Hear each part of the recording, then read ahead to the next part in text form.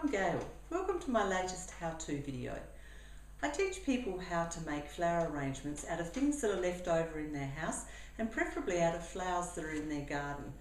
Sometimes I don't have any flowers, so I end up doing really interesting arrangements with greenery or even with dead pieces that I found in the garden.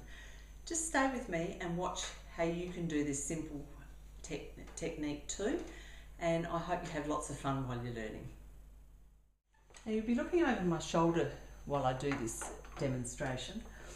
I don't use many different bits and pieces. I need a pair of secateurs,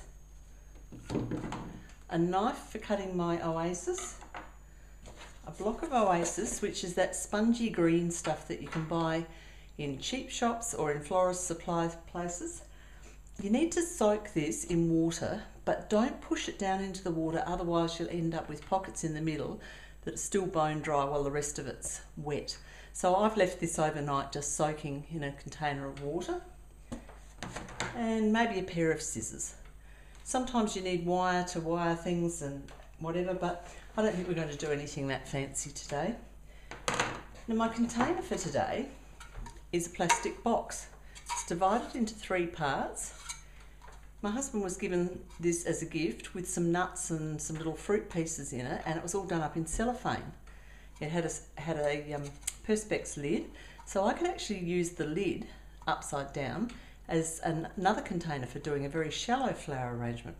Anyway, so today I'm going to cut my oasis up and put it into these 3 segments, and I'm not going to use any of that coloured plastic that you quite often see around flower arrangements. I usually use that, but today, because of the container, I'm not going to bother with that. And when you're flower arranging, you also need a rubbish bin and maybe a bit of a wiper, because you do tend to make a mess, and with your offcuts they may as well go straight in the bin. Now today I'm going to use probably just 1 lonely locust leaf. I've got that left from an arrangement I did yesterday. I'm going to use a succulent that I had in the garden. These make a fabulous addition to a flower arrangement, and if you don't have any flowers, they can actually take the place of a flower because they're just really lovely.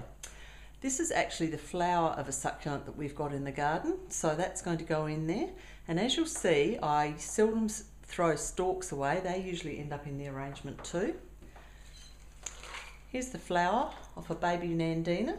It's got really fine little Japanesey type leaves, and it comes up with this flower which opens up a bit. Now when that's dead, it looks like that. I don't know if you can see that very clearly, but that actually makes a creative effect in a flower arrangement too. So with these we'll see how we go. I might also pop in just some of these pieces of greenery that I have left over from another arrangement that I had to do. So we'll see how we can put this all together.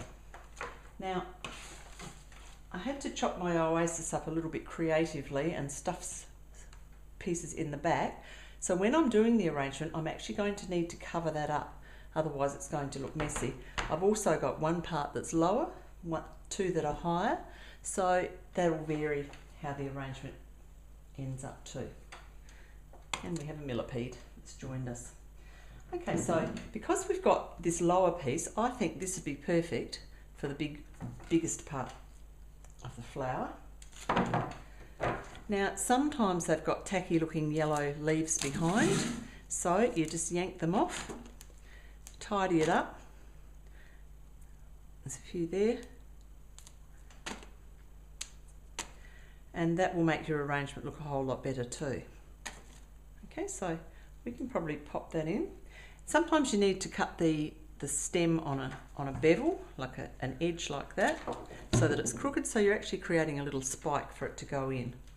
So let's pop that one in fairly well towards the back so that it kind of droops right over the edge and covers up a big chunk of the oasis. Okay, so that's a start. I'm not even sure whether I'm going to use this. We might just leave that in abeyance for now and see what happens. Now with the leucadendrums, they've actually got stems with all these leaves. So what I tend to do is cut it off, sort of part way up. You strip off the bottom couple of leaves, but keep the stalk, because that's got a whole lot of leaves on it too that you can actually add to your arrangement. So if you put them aside and then cut them all the same length, sometimes you can have them in a bunch, and other times you can do other creative things with them. But if at all possible, don't throw any of your leaves away, your stalks away, because they just create another effect. Okay, so we'll cut them all up first, and then we'll have a look at them and see, where we want the tallest ones, exactly how we're going to do this. And that one's a bit derelict, not many leaves, but sometimes the stalks are a really good effect anyway.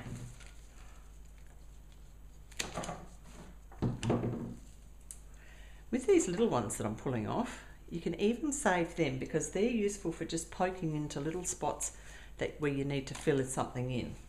So don't be too ruthless with what you throw away. Okay, let's have a go. So we've got our focal point here. I'll just check that this is in full view.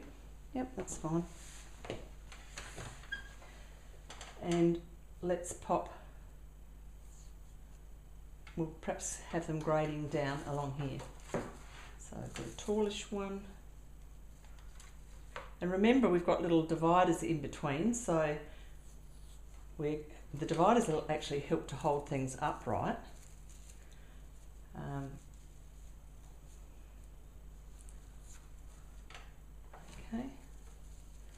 and we've got one more, which can poke out the side. And even there, it's starting to help cover up the oasis, because our end aim is not to have any of this green foamy oasis showing. Okay, now I want to cut these down short, but then I'm still going to save the stalks. So let's cut them all short. So this gives us 4 stalks to play with. Generally you do things in 3s or 5s, so we need to take one out of here. Let's put 3 together, and we could probably pop them over here so that they can poke out of this corner, this section. And we'll split them up. Sometimes I put them in a bunch, other times I separate them. It just depends what that area needs. Now we need some backing behind here, so let's turn it around and see if we can fill up some of the behind area. Because the ultimate aim too is when you've finished doing your arrangement, you shouldn't be able to see any of the oasis no matter which way you turn the arrangement. So at the moment we can see plenty, so I think I'm going to need some of this green backing that I was talking about before. Now some of the leaves are starting to change colour. I'm not actually going to fuss about that. I think we'll just pop it in and we'll go for the two-tone effect. Okay, so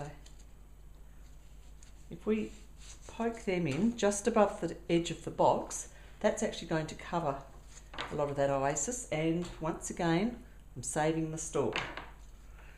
Please don't throw stalks away.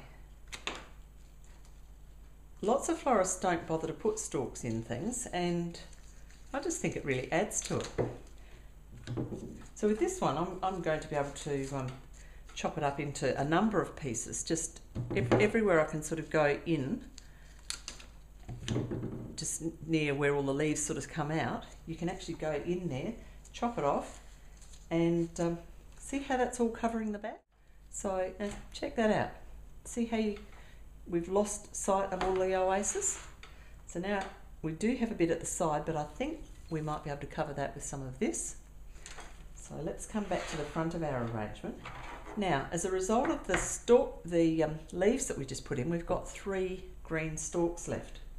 So they could actually be another feature, perhaps up here. We've got our three there. Let's just see if we can poke these in, maybe as a bundle. There we go. So that's using up another 3.